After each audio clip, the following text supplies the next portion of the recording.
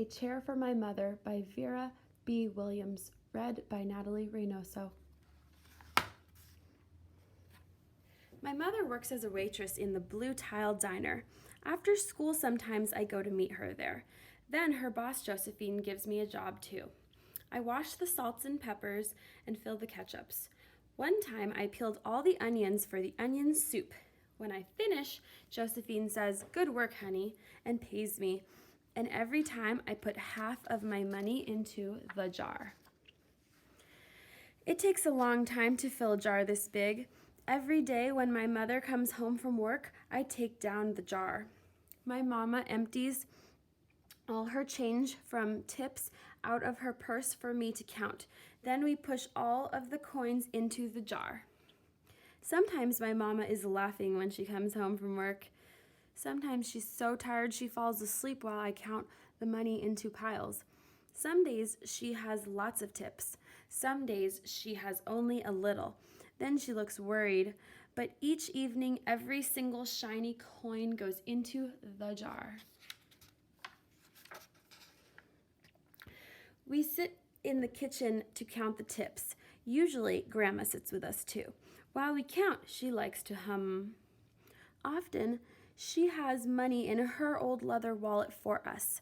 Whenever she gets a good bargain on tomatoes or bananas or something she buys, she puts by the savings and they go into the jar.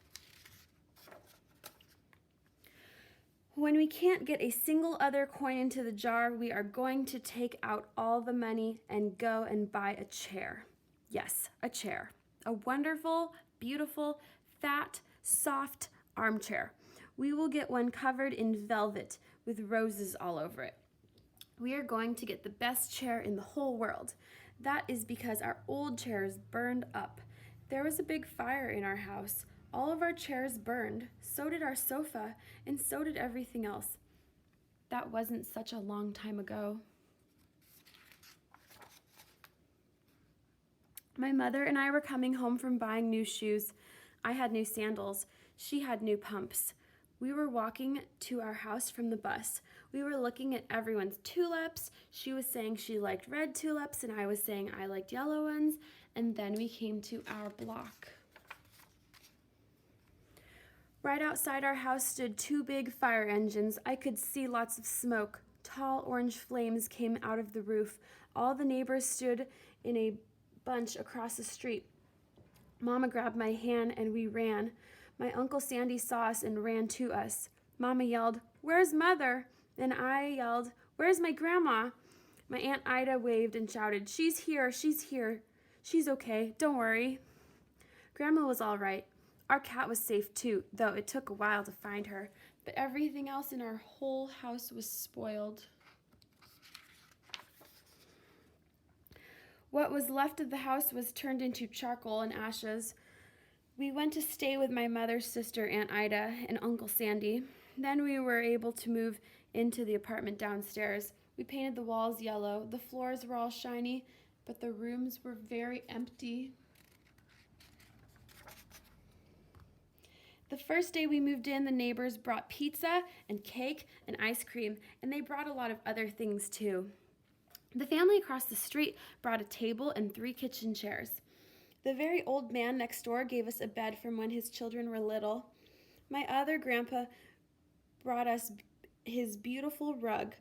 My mother's other sister, Sally, had made us a red and white curtains. Mama's boss, Josephine, brought pots and pans, silverware, and dishes. My cousin brought me her own stuffed bear. Everyone clapped when my grandma made a speech. "You are all the kindest people," she said, "and we thank you very, very much. It's lucky we're young and can start all over." That was last year. But we still have no sofa and no big chairs. When Mama comes home, her feet hurt. "There's no good place for me to take a load off my feet," she says.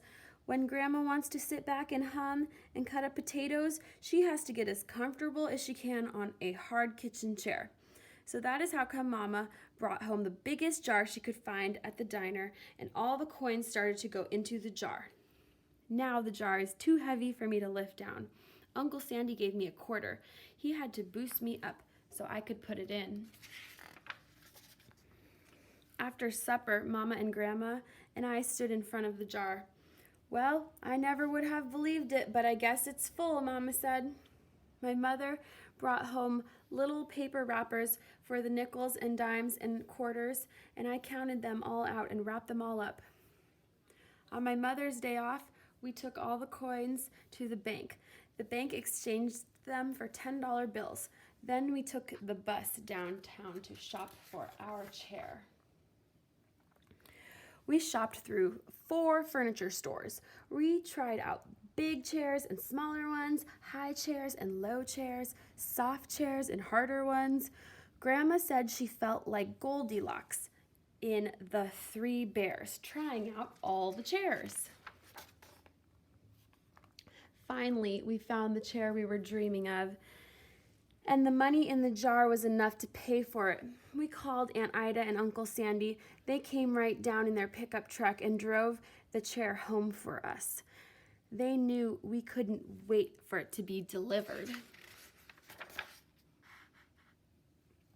I tried out our chair in the back of the truck. Mama wouldn't let me sit there while we drove, but they let me sit in it while they carried it up to the door. We set the chair right beside the window with the red and white curtains. Grandma and Mama and I all sat in it while Aunt Ida took our picture. Now Grandma sits in it and talks with people going by in the daytime. Mama sits down and watches the news on TV when she comes home from her job. After supper, I sit in it with her, and she can reach right up and turn out the light if I fall asleep in her lap. The end.